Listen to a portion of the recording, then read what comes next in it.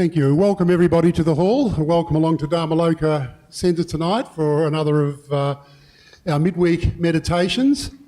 And tonight we're again very privileged and pleased to have Mahinda Wijeratne along to give us one of his wonderful talks. I think that personally I've found that since Mahinda's been talking and speaking here, I've sort of learned quite a lot about different things that he's researched and brought along to share with us, because Mahinda is a very deeply entrenched Buddhist, you might say, coming from Sri Lanka and spending a lot of time in Victoria with the Victorian Buddhist Society before he's come over here. Mahinda has also been, for many years, a librarian here at this centre, so a much esteemed member of our society. We're very pleased to have him. Thank you. But just to start, I would like, though, just to remind everybody that the care group telephone line is open now. The listening service that the care group operate from here is open Wednesday nights. It's open now. There is someone on the phone waiting for your call. And if you are interested, if you've got anything that you'd like to discuss or anything that's maybe troubling you that you would like to just pass by a listening ear, there is people to listen to you now up in the care house here at the centre. And you will find the telephone numbers for the care line on the bottom of the screen. You'll see those numbers there. And you can really call from anywhere in the world. There's a WhatsApp number there, as well as just a regular number, so that it is basically, hopefully, not much more than a local call to ring. So the care line is open, and you're welcome to call in. So without further ado, I'll invite Mahinda to give tonight's talk and meditation. Thank you, Dennis, for all the kind words. Today's topic is vegetarianism. Vegetarianism is basically not eating meat or fish and living on a plant and grain-based meals. To discuss this topic in a group of Buddhists, we need to look at it from two angles. One is from a religious one, the other one from the environmentally humane and from the human biochemistry viewpoint. As a prelude, let us start from the Buddhist frame of reference. Majority of practicing Buddhists are very well aware of the 5 precepts, where the broad category of moral conduct has been codified into 5 precepts historically from Buddha's time. To save time, we'll only discuss the first precept that is applicable to the killing, which is Panatipata Veramani Sikkhapadam Samadhyami, which is refrain from taking life or killing any living being. According to Buddha's teaching, to commit a killing or to take the life, 5 factors will have to be covered. One thing, there should be a living being. The perception of a living being should be there for the person who's committing the crime. A thought of killing has to be there. Then the action of carrying it out, and the death should have occurred. So if these factors are completed, then there's a killing. In fact, Lord Buddha himself did ask all the monks, the monastics during that time, not to eat any meat or any flesh if they know that animal has been specifically killed for their consumption, not to take part in such meals. Buddha himself consumed meat during his time. Before I get deeper into the subject, I'll just talk about something which happened to me, or rather which I witnessed in Melbourne some 30 odd years ago. There was a knock at our door in the morning. I opened the door and found a friend of ours, a lady, standing there with an injured bird in her hand. I said, "What?" She said, "Do you know of a vet nearby so that I can hand over this injured bird to them, so that they can attend to the bird and pass it on to RSPCA for further treatment?" I said, "Yes, there's one. You can," and gave her directions. But I knew she was living about 30 kilometers away from our house. I asked her, "What made you to come this way and you find this bird?" She said, "No, in the nearby chicken farm, chicken crate is on special during Christmas time. I was on my way to buy a crate of chicken." So she said that and she went to the vet. Metaphorically, I started thinking. I thought, oh no, this lady is there with one hand, you have an injured bird, trying to take care of it. On the other hand, she has a crate of chicken. I started thinking, I said, no, according to the definition, she has not done any wrong, any killing at this point in time. But I thought further, if chicken crates are on special, so many people will come to the farm to buy the chicken. So during the day, there will be many people coming. Soon, the stocks will be sold out. Then I also realized the stores manager of the farm, his computer, there will be a flashing signal to say stocks have dropped to reorder level. So the stores manager will look at it and look at the calendar and think of the lead time and all those factors and click the optimum order quantity to restock the chicken. When you consider all that, I was thinking whether the people who bought the chicken may not have acted in killing the bird, but indirectly I felt that they may have participated in hurting the animals. So I leave this scenario to you for you to think about it. Definitely they have not participated, but have they not done something towards harming the animals, directly or indirectly? Our most Reverend Ajahn Brahmali's story, some time ago, maybe 6 or 7 years ago, he gave a sermon in which he said how he saved a tiny ant in a puddle of water and how he felt very happy about it. It was very impressive, and his description of this act really registered in our mind. Even to date, we recall that.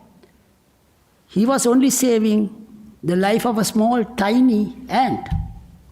But that act he highlighted to the group and said, that is what we should think about in saving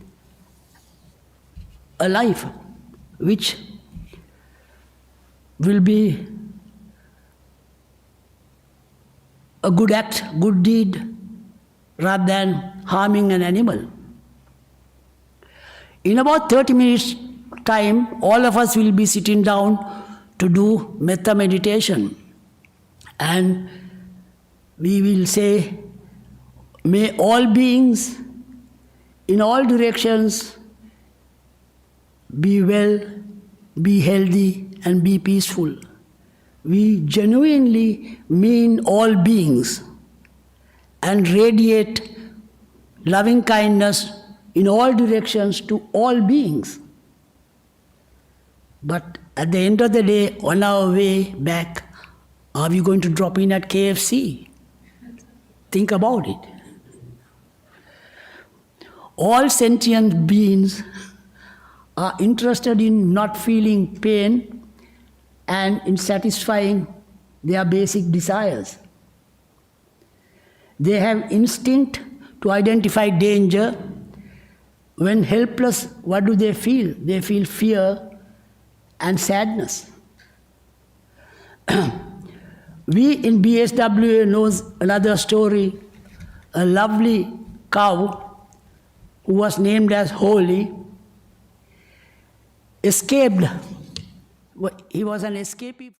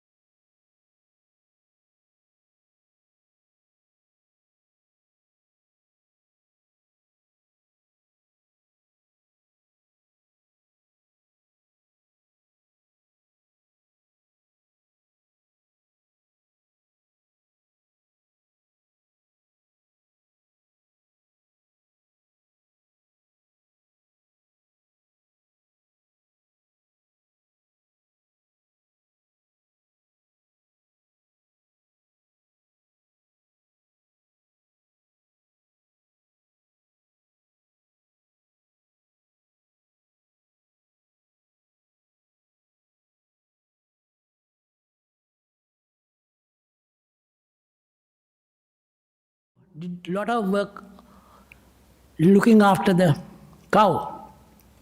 Later on, I was talking to her, she was telling me, initially they were scared to go near him, but over a period of time, she was able to feed the animal by hand. She used to give carrot and hay and other things, go to the pen and give it to them. So after nearly 12 months, another animal-loving carer in some near the wheat belt took over, and the cow was taken there. Another heart-moving story related by our most reverend Guru Ajahn Brahm about the same farm, same abattoirs. I'm sure you all may have heard this story. In the Caranet farm abattoir, to be in the abattoir, to be the slaughterer is a prestigious position the prisoners were looking forward to. So on this day, this guy was there in the production line. Animals were lined up and they have no way to go back. They can only move forward. So this slaughterer was using a stun gun to numb the animals just before the guillotine. So he was standing there. Then the next in line was another cow. Cow came there. He looked into the eyes of this slaughterer. She not only looked at him, he locked her gaze into the eyes of the slaughterer. And slaughterer noticed it, that this cow was telling me a story, a deep gaze. Then he noticed tears coming out of the eyes of the cow. Then tears started pouring. That melted the slaughterer's will to kill him. He really melted. He threw the stun gun and said, I'm not going to kill, nobody is going to kill the cow, and he walked away. This is another situation where people have been sympathetic and enjoyed the act of giving away a very disastrous situation. I can tell you so many stories, I'll tell you just two more. In Sri Lanka, a certain monk collected money and saved a cow from being slaughtered. And he gave the cow to another temple to look after. Couple of months later, this monk visited the other temple and went near the cow. The cow went down on his front legs and put her head at the feet of the monk, as if the normal human beings, that is how they pay respect to the monks in Sri Lanka, in the Asian countries. So there are so many stories. I can tell you another moving story of a young 4-year-old boy in England who was going to the market with his father every Saturday. The father takes the young kid to the market, so that goes about it. In that place, the market and the slaughterhouse was just side by side. The slaughterhouse is there, just next to that is the market. So on their way back, the young kid noticed the slaughterhouse door open. And in those days, they didn't have this modern way of killing the animals. They had a long pole with a heavy bolt attached to it, and they bring down and hit the cow, who is clamped and held in position so that he cannot move. The cow is hit on the head and he or she dies. So when this boy came in front of the abattoir, he saw this. He saw the act of killing and cow dying, or the animal. I'm not sure what the sex of the animal is. And he was a bit shocked. He didn't say anything. Normally it is kept, the doors are closed, but at this point in time they were open, they were wide open, and the people on the road could see.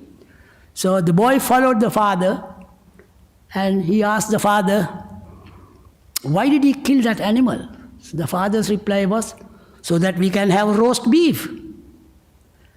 So they came home. As usual, being a weekend, they had roast beef for lunch. The parents offered him the beef. He said, no, I don't want, I'll have only the vegetables.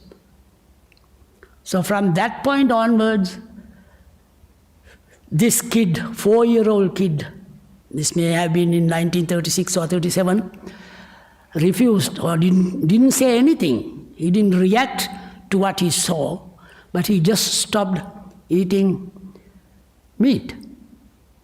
And later on, their parent was wondering why this boy is not eating meat. So they took him to a doctor. Doctor examined him, and he said, no, it's just a passing fancy, he'll get around it. But it never happened. This went on. Later on, this boy realized that he was taken to a psychiatrist for analysis. But to this date, he doesn't eat meat. This story is the story of Eric Williams, who is here today and who has immensely helped Dhammasara monastery in so many ways over so many years. This is a true story, and I'm proud to say that he has very effective and very good meditation. I can relate so many stories. We are really fighting for time. Animal farms is the other thing. Sentient beings are being caged up, preventing them from leading a normal life, given a limited space only to stand. Enough. So is that the correct thing to do? And they are a production line. I have seen pictures of such animal farms where chicken can only stand and their claws are in the net mesh below, and flesh have grown around the claws of the animal. That is how poorly these animal farms treat the animals. 90% of the small fish are grounded to small pellets to feed the livestock. Millions of small chicks are grounded to small pellets because they are males. They are of no use to the production line. For we waste an enormous amount of soybean and grains to feed animals. We waste an enormous amount of food which has so many other uses which can be. Examine the return on this investment. Research has shown only 1/10 to 1/3 food value we get back when we give such grain and bean to animals. Approximately there were 750 tons of soybean and grain to feed the animals. These are statistics revealed from a research. Some are worried about the grains being used for biofuel, that this would raise the food prices. In fact, we use 3 to 4 times more grain for animals than for biofuel. There were 600 million vegetarians in 2012, which is more than the population in USA, Germany, UK and France today. These are statistics revealed in a research.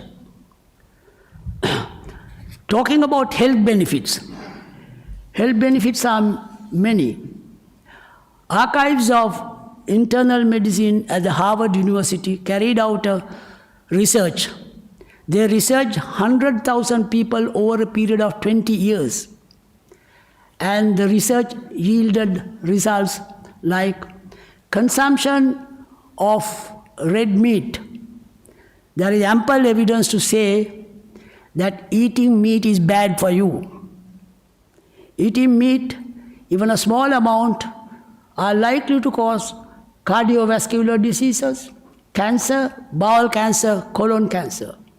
It also increases diabetes. People who have animals off their menu tend to live longer. So considering all these, I think it's fair to say animals are not another species, it's another nation. If slaughterhouses had glass walls, there would be millions of more vegetarians. If we can live well without causing harm, why don't we? When and if I eat any form of flesh, there are following emotions embedded in each piece of flesh. There is fear at the point of time of killing that being, there's sadness, and there is anger. It's just, I'm not asking you to do, I'm just presenting this information, you be the judge. Every time I see a truck carrying animals, you see there may be hundreds and hundreds of this. I always say, may you be well, may you be peaceful, whatever happens. Especially when I go to Coles or other supermarkets, I practice social distancing very much. I keep at least 10 meters away from the glass cabinets of where the blood-stained carcasses are displayed. So I will get on to the meditation, but before that I must say from where this research came for, I think people must be waiting for. Peter Singer is I'll give his credentials. Peter Singer studied in the University of Melbourne and in Oxford and taught in Oxford, Monash and La Trobe. He is an Australian moral philosopher, professor of bioethics at Princeton University and professor at the Centre for Applied Philosophy and Public Ethics at Melbourne University. If you want to Google, you can Google a debate on animals off the menu. There he comes out with all this research. In addition, Dr. Neil Bernard, he's an American, Then again you can Google, he comes out with lot more information.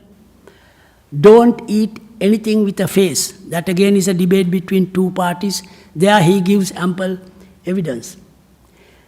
He is the president and founder of Physicians Committee for Responsible Medicine, and he has authored so many books on similar subjects. I think we are nearly achieved the time for us to get on to meditation. So let us do the meditation, and I'm willing to answer any questions to the best of my ability at the end of the period. Okay? Yep. Let us get into a comfortable position and close your eyes. I will not be guiding for a long period of time, just a short period of time, and let us do it on our own. Let us say to ourselves, may all beings living in the direction of north be well, be happy, and be peaceful.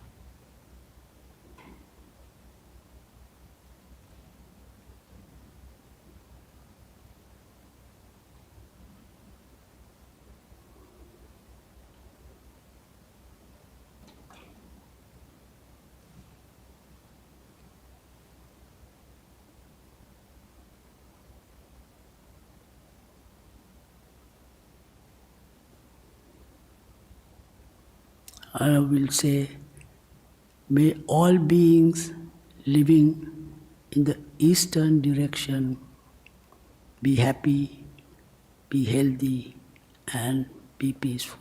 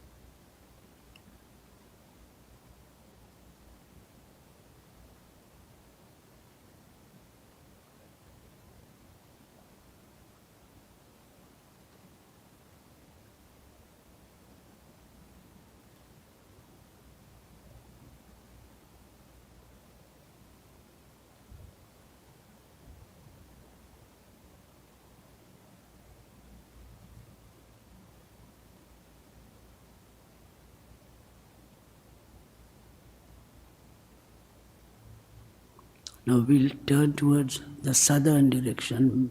May all beings living in a southern direction be happy, be healthy, and be peaceful.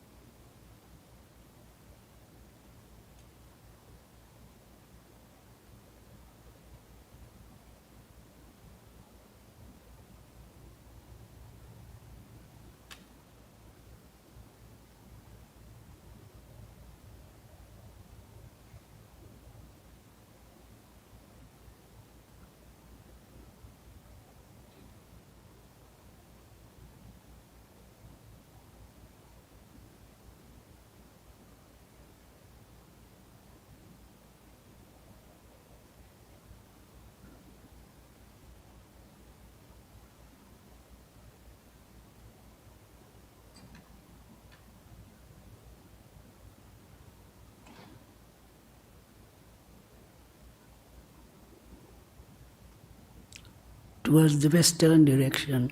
Oh, may all beings in the western direction be happy, be healthy, and be peaceful.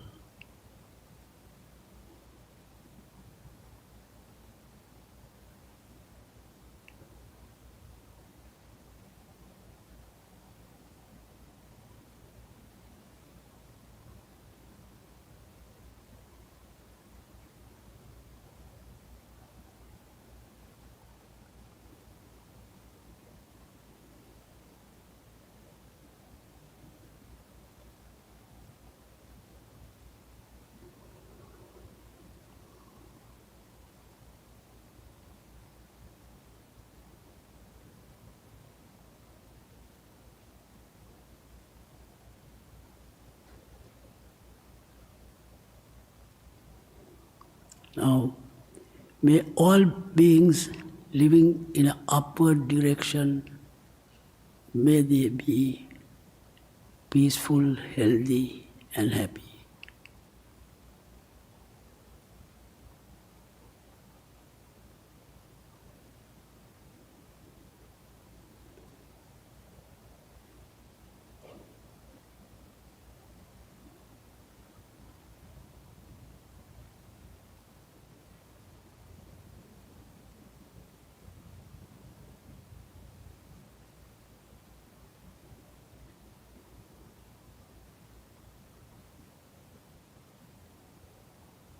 Now, may all beings living in a downward direction be happy, be peaceful, and be well.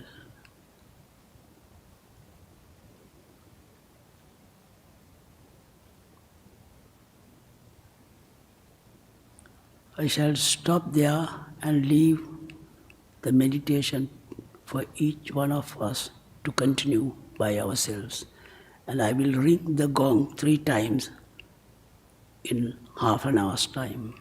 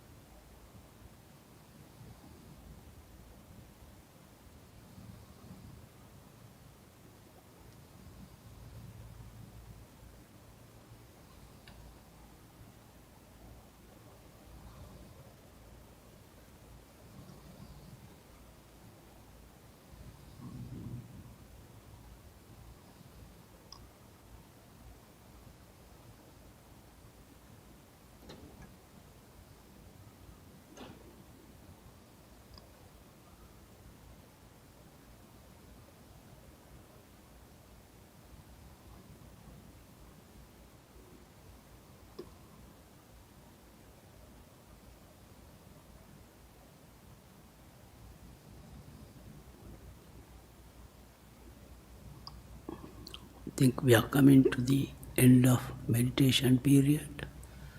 I'll ring the gong, then slowly open your eyes.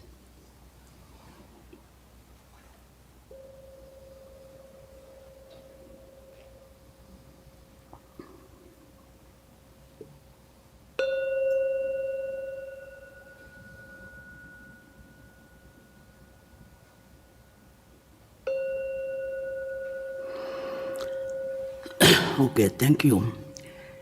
Any comments, any questions?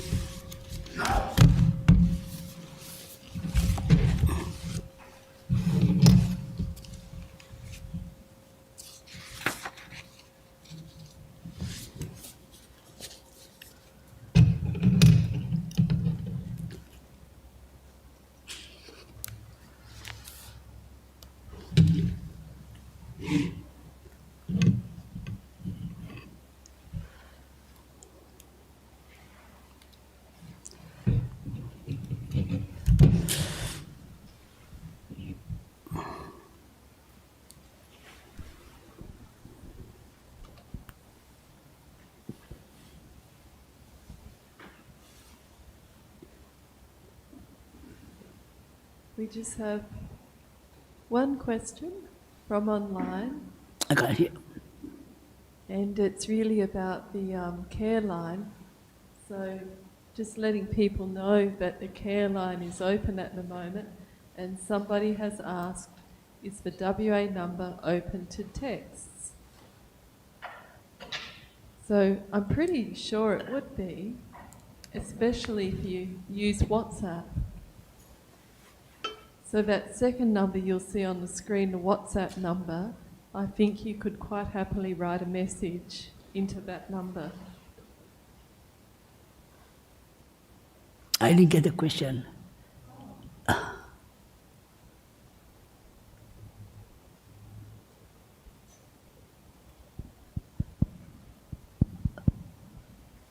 Was it a question or a... No, can you hear me now? Yeah.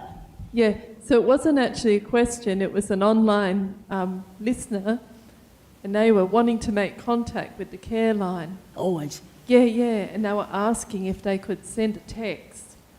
And I think if they use the WhatsApp number, so the second number on the screen, Yeah. you should be able to send a WhatsApp message. And the care line volunteers can pick that up and communicate with you. That's a wonderful thing to do. But apart from that, there are no specific questions, but I'm sure somebody has a question on vegetarianism. I, for one, loved your talk. Thank you. And while I got the microphone, I'd like to invite everyone for tea There's a question there and over some there. eats afterwards. But there is a question. So you're talking about vegetarian food, that we don't kill animals. Yeah. So you eat actually vegetables. So when you cook vegetarian food, do you offer to Buddha, anybody else, anything? Sorry? Do you offer before you eat? Or offer the food to like Buddha or any god or something before you accept it? Like offering to God. Offering food to Buddha. Buddha, yeah. Yeah. So whether it's okay to offer meat, is it? Yeah, so like we offer, like we pray to, we accept that like our appreciation that we have some food offered to Buddha, then we eat after that. I mean, it's each individual's decision. When we do it, I don't know, I never offer any meat products to Buddha, even to the statues, when we offer, we do it every day. That's my personal wish and opinion. It's up to each individual to decide. I only presented some information, having researched so many areas. So it's each one of us to take a decision on that. I gave you what I felt. So, thank you. Is it okay? So also like vegetarian food, like suppose plants also has like feelings. They're Which are? also like living entity. The plants, like some plants, like talking about spinach. Example, we pull out the spinach from the ground, and we eat that. Yeah. So that also kind of killing or not? We clean the plant. You are talking about pulling out a vegetable from the ground and whether there's killing in it. Yeah, then plant die basically, like it taking this spinach. It depends on how you define whether the plant, the vegetable is a live thing or not. The way I feel is it is not. Of course, somebody may argue now, once you are a monastic, once you are a full bhikkhu or a bhikkhuni, you are not permitted to dig the ground or cut any leaves or anything. That is their precepts. But as lay people, I really, I wouldn't mind doing that. That's my personal opinion. If you feel it the other way, then you are very limited if you go to practice it to that level. And whether it's, the principle involved is whether what you want to practice, whether it is true or not, I don't think. Because if that is the case now, Ajahn Brahm said in one of his talks, even when you prepare the paddy fields to grow rice, all the birds come and take beans from that preparation. In the process there is killing. The bird, when you prepare the paddy fields, the birds will come and take the worms and eat the worms. Then who's causing it? The farmer, isn't it? We handle the mainstream areas where there are benefits to us. First of all, more than the benefit, we are not harming any living being. And the next thing is, by doing that, we have benefits, health benefits, as they have researched. Okay? Thank you.